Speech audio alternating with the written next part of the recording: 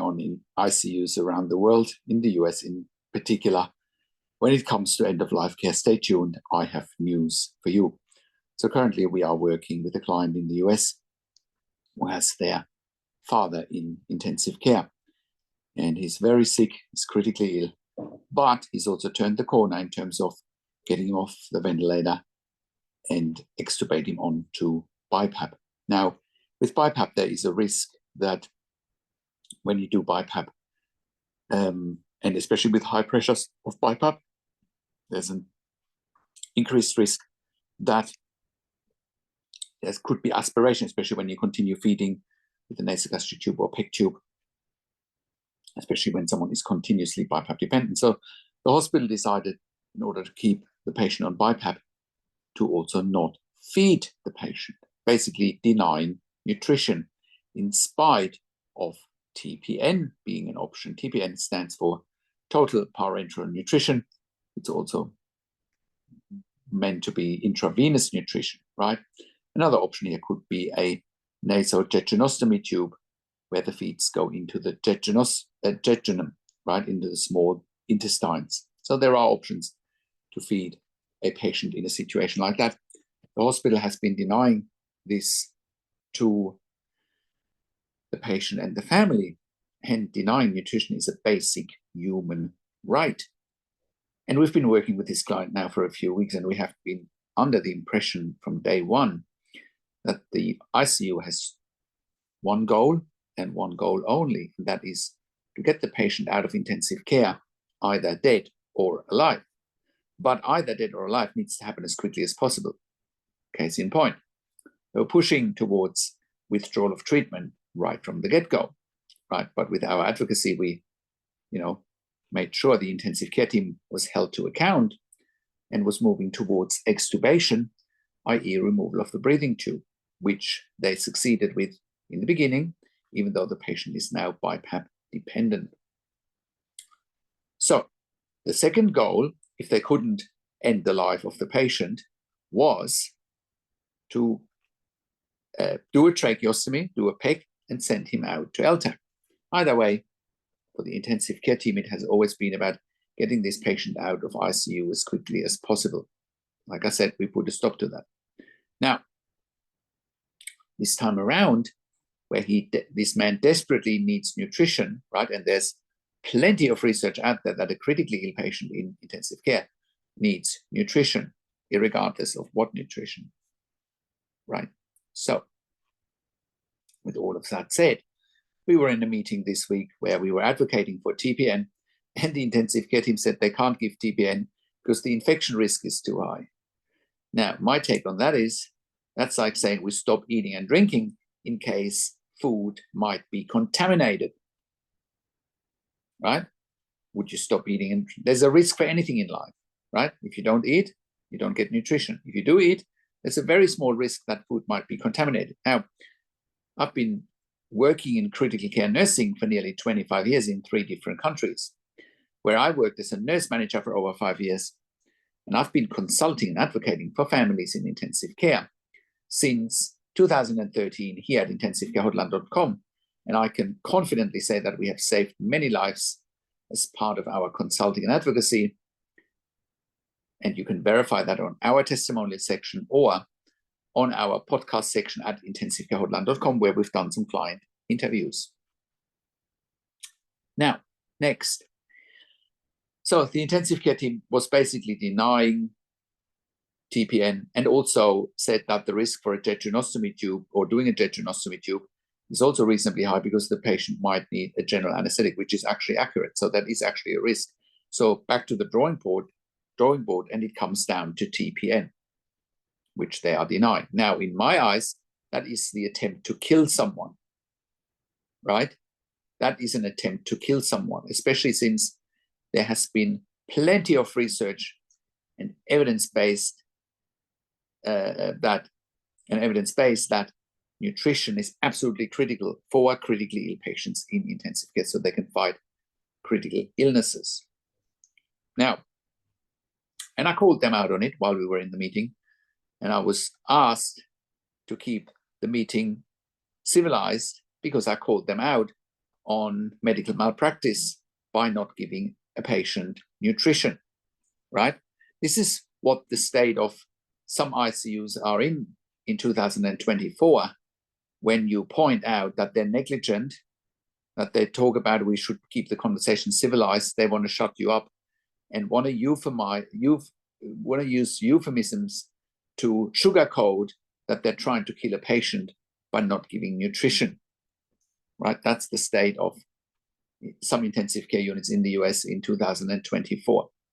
Now, I also want to highlight that last year, one of my podcast guests, Scott Scara, who lost his 19-year-old daughter in intensive care, most likely due to medical malpractice, and there's currently a court case going in Wisconsin in the US. Type in Scott Scara or Grace Scara, and you will find all the information at about the case. And shout out to Scott here, who put me on to an incredibly important podcast that he published on his own blog. And I highly encourage you to watch this podcast. I'm putting a link towards in the written version of this blog. But basically, an NBC documentary, US NBC, the news channel, made a documentary that patients who die in hospital, in ICU, or in hospice, right, don't count in the mortality rate, but even worse, hospitals get incentivized by some health insurances when patients die. Now, I argue this could be what I'm seeing here with our client at the moment. This is exactly what we might see with our client at the moment. And I'm glad that NBC News has done some research there and put it out as a documentary. People need to wake up what is really happening, right? This could be a form of population control, right? This could be a form of managing ICU beds instead of looking at prolonging people's lives and also looking at, services like intensive care at home, for example. Furthermore, especially in this particular case with our client, with intensive care teams, right, they have to follow laws and guidelines and policies and procedures. And I have not found guidelines or policies and procedures in the US that allow them to withhold life support without patient or family consent. So we have now advised our client to go to a medical malpractice lawyer or go to the Supreme Court, to turn this situation around. Now, most of the time we can turn this situation around, but this particular hospital seems hell-bent on killing this patient. Right? That is what we're dealing with. And once again, the stupidity of the argument from my perspective is they're saying they can't give TPN because of infection risk. Yes, there is infection risk. That is accurate, right? But when you do a central line or put a central line in or a PICC line in or a Hickman's line, no big deal for ICU professionals to manage a central line or a PICC line or a Hickman's line and manage TPN. We're doing that at home with our service, Intensive Care at Home. You can find more information at intensivecareathome.com.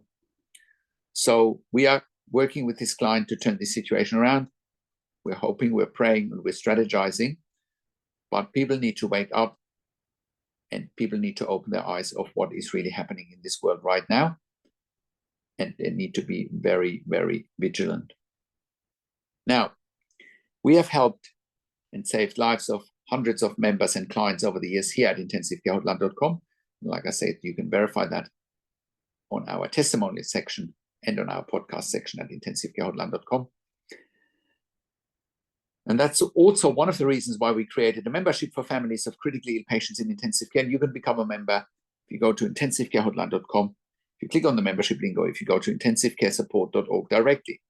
In the membership, you have access to me and my team 24 hours a day in the membership area and via email, and we answer all questions intensive care related.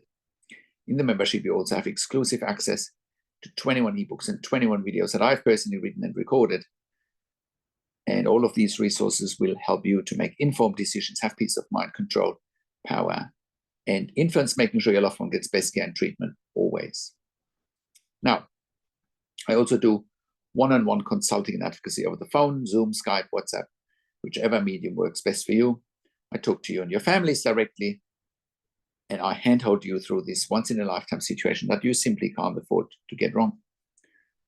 I also talk to doctors and nurses directly, and when I talk to doctors and nurses directly, I ask all the questions that you haven't even considered asking, but must be asked when you have a loved one critically ill in intensive care. I also represent you in family meetings with intensive care teams. We also do medical record reviews in real time so that you can get a second opinion in real time. We also do medical record reviews after intensive care if you have unanswered questions, if you need closure, or if you are suspecting medical negligence. And all of that you get at intensivecarehotline.com. Call us on one of the numbers on the top of our website, or simply send us an email to support@intensivecarehotline.com with your questions. And if you like my videos, subscribe to my YouTube channel for regular updates for families in intensive care. Click the like button, click the notification bell, share the video with your friends and families, comment below what you want to see next, what questions and insights you have from this video. And share the video with your friends and families, and comment below what you want to see next and what questions and insights you have. I also do a weekly YouTube live where I answer your questions live on a show. And you will get notification for the YouTube live if you are a subscriber to my YouTube channel, or if you are a subscriber to my email newsletter at intensivecarehotline.com. Thank you so much for watching. This is Patrick Hutzel from intensivecarehotline.com, and I will talk to you in a few days. Take care for now.